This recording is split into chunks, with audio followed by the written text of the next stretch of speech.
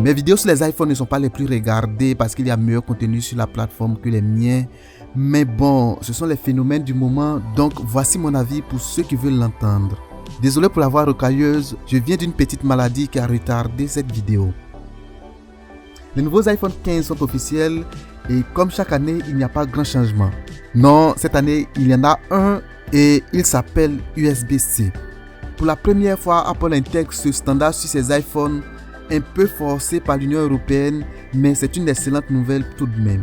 Grâce à l'USB-C, vous n'avez plus besoin de différencier un chargeur Samsung d'un chargeur Apple. Le même câble charge maintenant les mêmes smartphones des deux constructeurs. Pour ceux qui ont des équipements modernes, vous remarquerez que c'est le même connecteur qu'utilise votre ordinateur, votre tablette, vos écouteurs et même vos accessoires.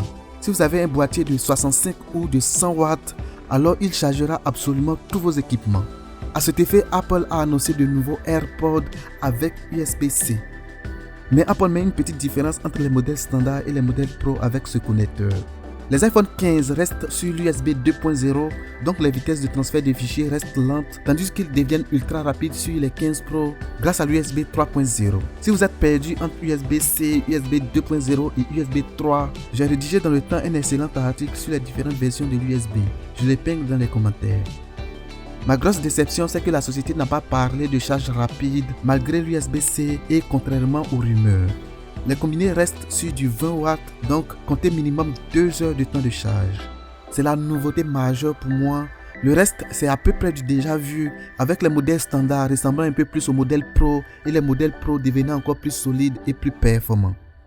Les nouveaux iPhone 15 et 15 Plus sont essentiellement les iPhone 14 Pro avec une caméra en moins. Ils intègrent désormais l'île dynamique des modèles Pro de l'année précédente. Les tailles d'écran restent identiques, mais leur écran est plus lumineux, atteignant 1600 nits pour les vidéos Dolby Vision et 2000 nits en plein soleil. Ils sont disponibles en 5 finitions, rose, jaune, vert, bleu et noir. Ils ont un accent pastel pour le corps et un accent plus prononcé pour le module des caméras. Les contours sont incurvés pour une prise en main plus confortable.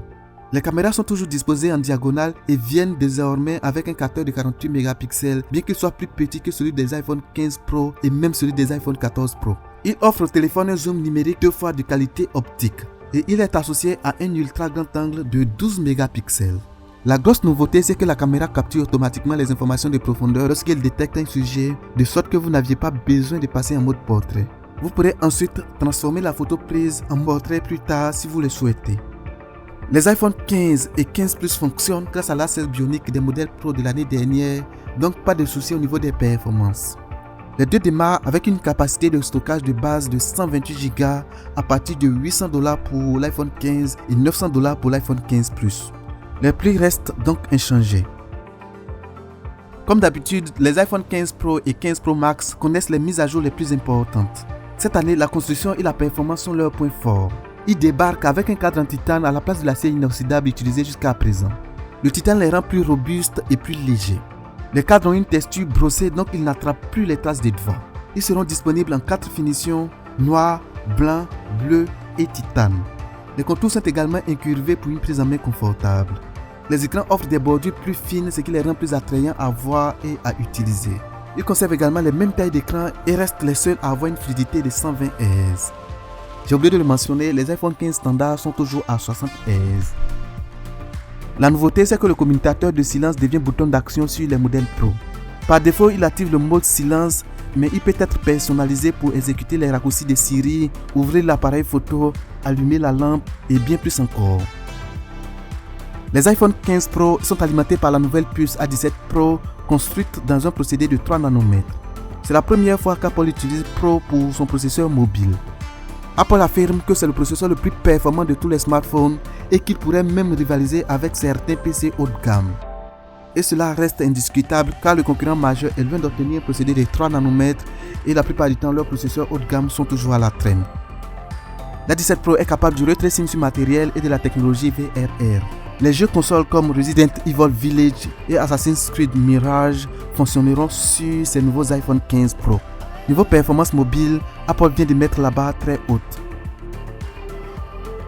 Le système des caméras des iPhone 15 Pro est entièrement nouveau. Il tourne autour d'un nouveau capteur de 48 mégapixels qui offre en lui-même 3 niveaux de zoom supplémentaires à 28, 35 et 48 mm. et Apple vous donne la possibilité de choisir la longueur focale par défaut de votre appareil. L'iPhone 15 Pro Max est le seul qui dispose de la nouvelle caméra périscope qui offre un zoom optique de 5 fois avec une très bonne stabilisation. Le 15 Pro se contente du zoom optique 3 fois de l'année dernière. Les deux modèles partagent un nouvel objectif ultra grand angle de 12 mégapixels avec des capacités en macro. Si l'on compte bien, ces nouveaux iPhone 15 Pro ont 7 caméras qui donnent des images sans distorsion ni dégradation de la qualité à chaque niveau de zoom. L'iPhone 15 Pro démarre à $1000 pour le modèle de base de 128 Go, tandis que le 15 Pro Max commence à $1200 avec 256 Go de stockage interne. Les prix restent identiques, mais il n'y a plus de 128 Go pour le Pro Max. Les nouveaux iPhone 15 apportent plus de cohérence à la gamme de smartphones d'Apple et l'USB-C les rend plus universels. Pour moi, les modèles Pro sont vraiment attractifs et si j'ai les moyens, c'est vers eux que mon argent ira. Mais comme d'habitude, je vais vous donner un conseil contraire. Si vous avez un iPhone récent, c'est-à-dire un iPhone 12, on peut retirer les iPhone 12 à cause de ces radiations au-dessus de la norme en France, même si ces radiations sont toujours en deçà de ce qui peut être considéré comme dangereux pour l'être humain. En tout cas, si les gens en France ne veulent plus de les iPhone 12, eh bien moi je suis disponible ici, jetez-les-moi. Donc on peut retirer l'iPhone 12, mais si vous avez un des iPhone 13 ou iPhone 14, je vous conseille d'attendre encore quelques années car les améliorations futures seront encore plus intéressantes. Et l'iPhone a le meilleur soutien logiciel, ce qui veut dire qu'un iPhone acheté en 2020 est toujours fonctionnel en 2023 et le sera pour des années encore. En tout cas, moi, c'est maintenant que je cherche à acquérir un iPhone 13 mini. Si j'ai la possibilité de prendre en main ou de tester les nouveaux iPhone 15 Pro, vous aurez mon avis plus approfondi. En attendant, c'est tout ce que vous aurez de ma part. N'hésitez pas à laisser votre avis dans les commentaires. C'est la fin de cette vidéo. Cliquez sur le bouton j'aime si vous l'aviez aimé et partagez-la à vos proches. Abonnez-vous si vous découvrez ma chaîne et cliquez sur la cloche pour être notifié de mes prochaines vidéos. Ce fut Marius. Merci de m'avoir suivi. À très bientôt pour une nouvelle vidéo.